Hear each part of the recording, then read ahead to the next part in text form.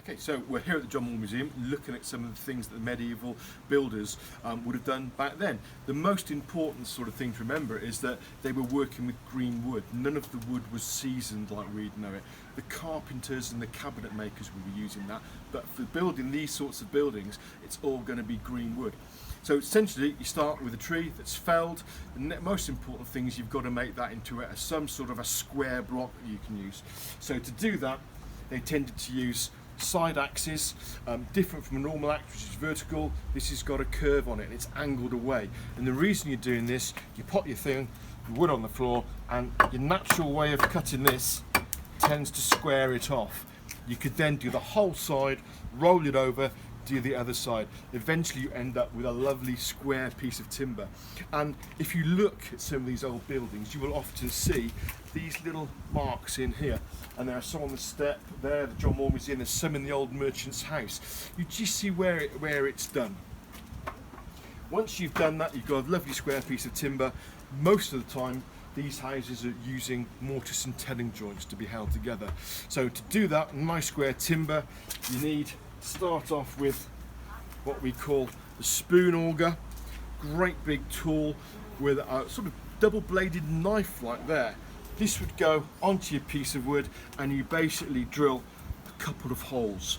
Okay, a little bit difficult on that one. This is too small to demonstrate it really, but you see what's happening there. Once you've done the 2 holes, you then need to use my favourite tool, which is this one. This is called the Twibill, which is a great name. And what this has a sharp axe at the front and a chisel blade here.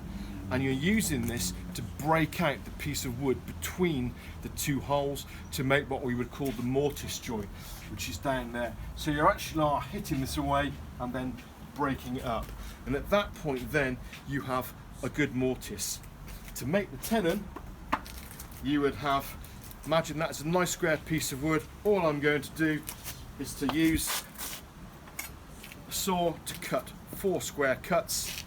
And then I would use my other favourite medieval tool, the froe, to put this on there, and by hitting this down you could slice these pieces off. So then you have a lovely mortise and tenon joint which forms the basis for all these buildings. Not quite finished yet though, because the mortise and tenon joint is very good, but it can move. So you'd have to drill holes in them to put a little pin, a wooden pin, which is cut to size beautifully, and they're actually called a tree nail, spelt tree nail, sometimes pronounced trunnels, depending where you are. But you can see them here on the building, just on these various pieces here. So they are cut again by a mass production industry. Lots of them are made, generally a standard length. They're made bigger than they need to be so they can be cut down on site. Then when you've drilled your holes, which you are drilling with a smaller version of the spoon auger, so you're drilling it with something like this one, okay, maybe something a little bit bigger. By the time we get to late medieval, we're looking at lovely brace and bit, okay, works really well, bit of pressure on it there, and you just start drilling the hole. This one actually works quite quickly, and I've done all the holes in this bench with this one. That's why it's looking like woodworm have attacked it. Once you've done that, you can square up your tree nail, get it to the right size, hammer it in, and you've got the joint assembled. And that joint will then last a lifetime. These buildings are nearly 500 years old. They're still intact. Some of the wood's been replaced, some of the tree nails will be replaced, but end of the day, they'll last you a lifetime.